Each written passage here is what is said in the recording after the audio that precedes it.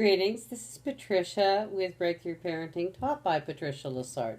Anyway, so far now what we've done is, in the previous videos, we've talked about the various parenting approaches. We've discussed the difference between disciplining your child and punishment, making the shift from negative parenting styles to more positive, and moving from being outer directed to inner directed, and why we want to make that change. We've also talked about avoiding polarized thinking, and we discussed the victim syndrome. So today I'd like to move on with the power of positive thoughts. I like a quote by Henry Ford, which he said, "If you think you can, or if you think you can't, you're right." Think about the implications of that. So the shift from negative thinking to a positive way of living begins in our minds. We do have control of our thoughts. We just need to practice. So positive thinking is an art form that takes practice, replacing old habits with new habits. So what I'd like you to start doing is making a conscious effort to start focusing on what you want rather than what you don't want. And we can train ourselves to focus on that. There is so much negative thinking in our culture that it takes real discipline to make this shift. And it also helps to surround yourself with people who have made this change already in their life. We attract what we project. And there's a book and a movie out there called The Secret that I highly recommend that you have a look at. I want you to be aware of perpetual victims and other toxic people who cannot tolerate happiness. There's actually people out there that being unhappy gives them a certain kind of joy and satisfaction.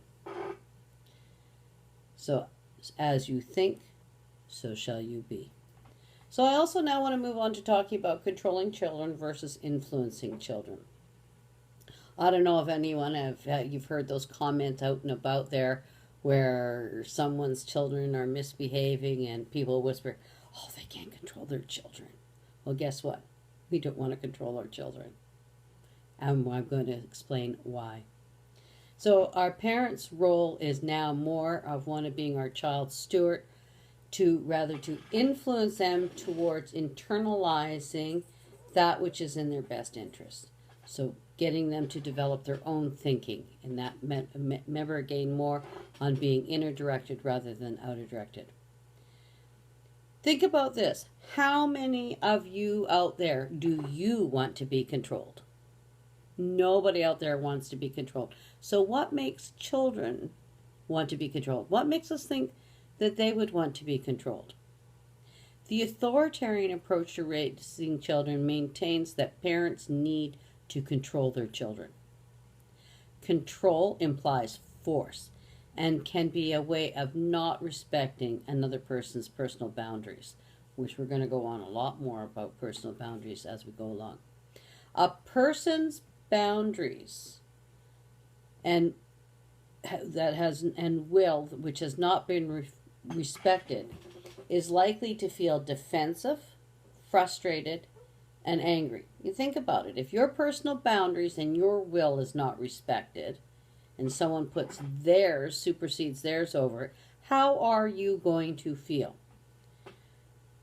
How many parents get involved in a power struggle with their children, or say someone at work, because of this battle of wills? The steward role is to keep children safe and growing in healthy ways. The goal is for the children to live fulfilling lives and to make positive contributions to society as adults. But we want them to be doing this because they're thinking it and they're making positive choices, not strictly because they're being told what to do, because they're being controlled, because we're not always going to be there to be able to control our children. While children do not want to be controlled against their will, They do want others to care about them to look after what's in their best interest.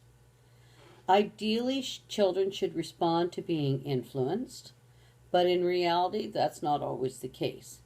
So, what can a parent do when a child is too young to understand what's dangerous, too emotional to listen, or determined to be irresponsible?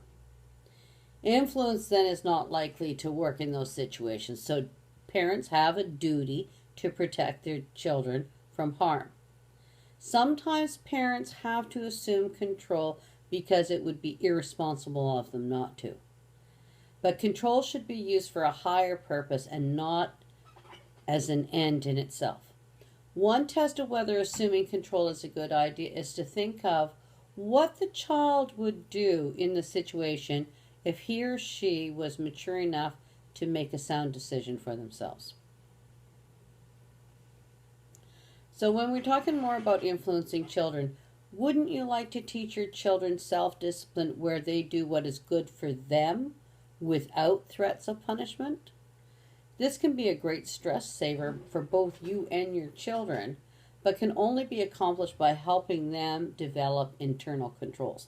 And if you're constantly controlling your children and telling them what to do and when to do it and how to do it, they're not going to develop those inner controls. They're going to be outer directed as opposed to inner directed. And that is doing nothing to prepare them for being operating as a successful adult in the world. Children need to become self-determined eventually, and it is better and long-lasting to influence them to make good decisions and choices on their own based on solid information and the healthy values that we instill in them. Influence leaves the power to choose or decide what to do with the person you are influencing, providing the person is not going to hurt themselves or someone else.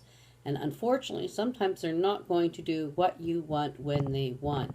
It will be a learning process.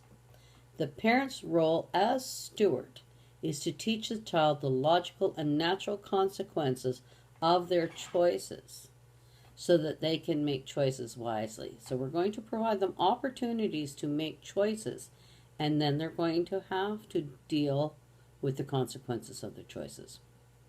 We're going to wrap that all up in unconditional love, because unconditional love is something that helps our children become their true self.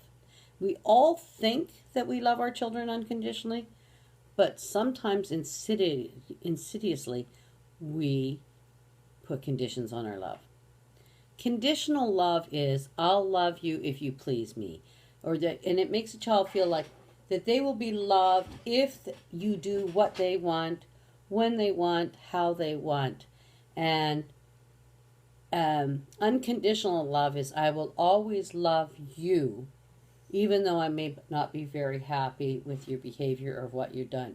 Because the behavior is not who they are. So we want to separate the behavior from the child. Because we're trying to help our children become their true self, the person that they were meant to be, and not to be molding them into what we think they should be. Interestingly enough, we come into this world our true self, and a false sense is created when we attempt to please others by denying what is true for us. The fear of losing another's love and approval can be so strong that we can lose track of our true selves.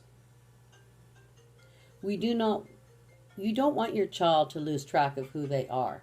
That's when they can become depressed, and they can be subject to bullying and to being recruited into gangs, or they're vulnerable to peer pressure because they haven't got the strength of understanding who they truly are. We want to create an environment for the family to support all family members so that they can continuously unfold into their true selves. With authoritarian parenting, a common way of correcting children was to shame them. The subsequent feelings were of guilt, and that would bring the children into submission. That erodes trust. But trust is developed when your child is not afraid of losing your love. So there's nothing they can do to lose your love. You may not like what they've done. You may not be very pleased with them. But you love them. When children know that they are loved unconditionally, they don't ever have to be afraid to tell you about their feelings and experiences. They can make mistakes and feel perfectly safe about sharing them with you because the continuing flow of your love for them is not in jeopardy. This creates an environment for you to be a powerful role model and reduce power struggles and stress. Isn't that important when you think about that? The difference of being able to develop a trusting situation. And that comes with respecting personal boundaries. And a lot of people don't believe in respecting a children's personal boundaries. They don't believe children have personal boundaries. But if we don't respect our children's personal boundaries, how can we expect them to respect ours? So the best way to teach this is to set a good example by showing respect for everyone's personal boundaries, including your children. Parents also need to enforce their own personal boundaries when a child is excessively demanding of them. There is a direct relationship between authoritarian parenting, which is frequently disrespectful of boundaries, and breakthrough parenting, towards which the idea that everyone, including children, have personal boundaries that need to be respected. So understanding the cycle of change, it can be difficult to transition from break up to break out. Nothing stays the same. And we have to teach our children, as well as ourselves, to expect change and to have a positive attitude towards it. So I just want to cover this last little bit about understanding the cycle of change. Everyone fears change, but by understanding the true nature of change, we can learn to anticipate and adapt to it more easily. The truth is that all you can do is count on change. So it starts out with breakdown. We wake up with a sniffle and low energy one morning. We feel under par.